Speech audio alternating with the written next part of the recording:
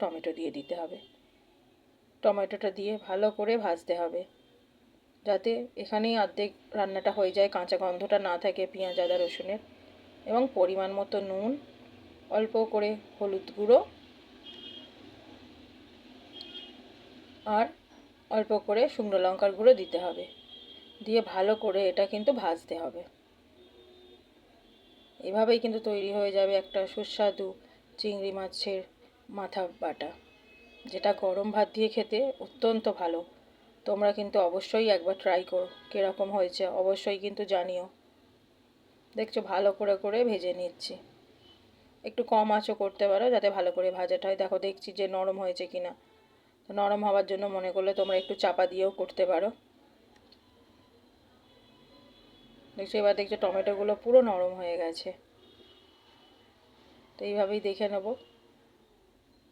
যেহেতু ভাজা ভাজা করছিলাম সেই কারণেই লঙ্কার গুঁড়োটা আগে দিইনি, তাহলে ঝাঁঝ উঠে যাবে, রান্না করতেও কষ্ট হবে। যখন গরম একদম নরম হয়ে গেছে তখনই প্যানটা নিভিয়ে গরম অবস্থাতেই একটু লঙ্কার গুঁড়ো দিয়ে নিলাম, দিয়ে ভালো করে মিশিয়ে নিলাম। নিয়ে এই মিশ্রণটাকে যেটা বানালাম, এই যে ভাজাটা, এটাকে পুরো ঠান্ডা করতে হবে, না হলে এটা তো বাটা যাবে না গরম অবস্থায়।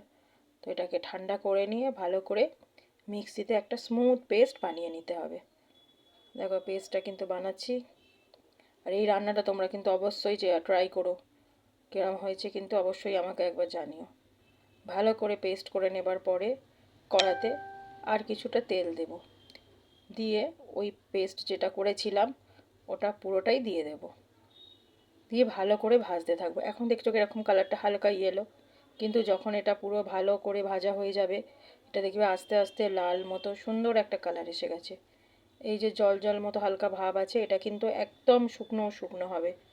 ভালো করে এটাকে কম আছে ভালো করে এটাকে কিন্তু ভাজা ভাজা করতে হবে। কিছুক্ষণ সময় লাগবে, একটু ধৈর্য ধরে করো।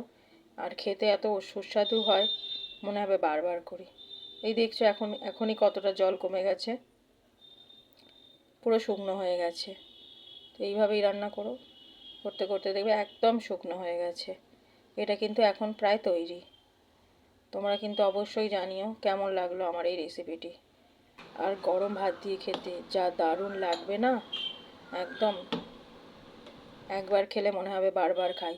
দেখো কালারটা কি দারুণ হয়েছে, কেউ বুঝতেই পারবে না যেটা চিংড়ি মাছের মাথা দিয়ে তৈরি করা। দেখো গরম গরম ভাত দিয়ে চিংড়ি মাছের মাথা বাটা। অবশ্যই কিন্তু তোমরা ট্রাই করো, আর কীরকম হয়েছে রেসিপিটা অবশ্যই কিন্তু আমায় জানিও। ভালো থেকো বন্ধুরা।